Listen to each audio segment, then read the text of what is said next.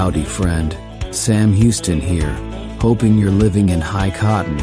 And if you're lucky enough to be in Texas, I know you're most of the way there. Now enjoy your daily dose of Texas history and Texas pride.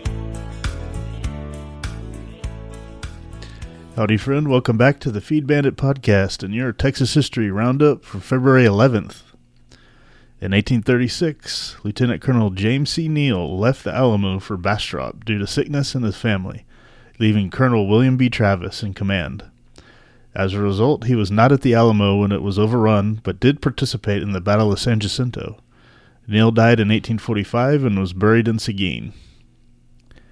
In 1842, the sole mutiny of Texas Marines occurred aboard the San Antonio while it was being refitted near New Orleans. The crew killed one officer and locked the rest in the wardroom. The mutineers were captured by U.S. authorities and eventually punished. The San Antonio was presumably lost during a storm at sea later that year in September. In 1850, the Buffalo Bayou, Brazos, and Colorado Railway was chartered, the first to operate in the state. Construction started from Buffalo Bayou at Harrisburg in 1851, and the first locomotive, named the Sherman, arrived in late 1852. The first 25 miles of track from Harrisburg to Stafford's Point opened in August 1853.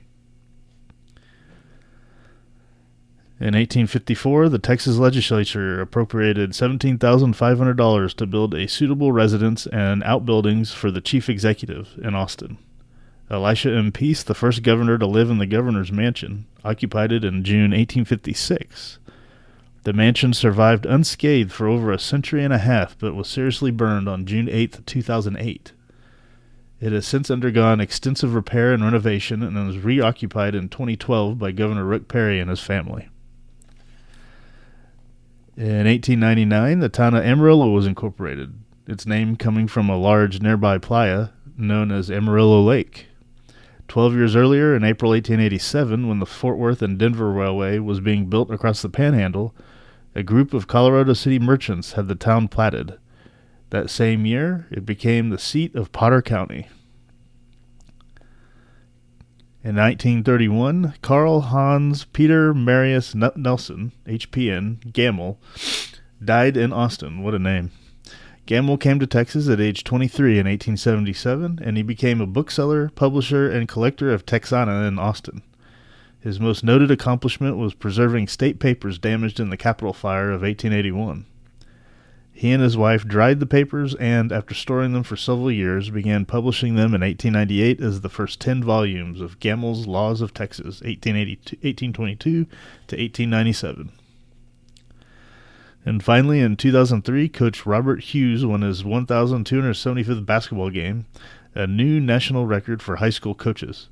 He coached for 49 years at Fort Worth's I.M. Terrell and Dunbar high schools, winning 2 state championships and posting a 1,333 and 264 record before retiring in 2005.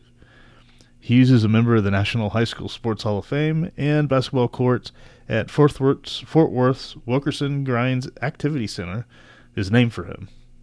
All right. Well done, Coach. Okay.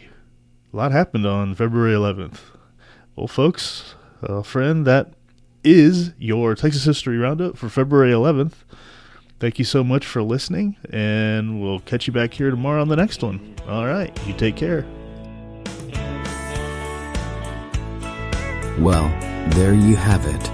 If you like our podcast, check us out at feedbandit.com. There you'll find awesome Texas First outdoors gear and apparel. Your purchase helps support the Bandits and keeps this podcast on the air, fighting for you and for Texas. Remember, preserve the tradition, protect the legacy. Until next time.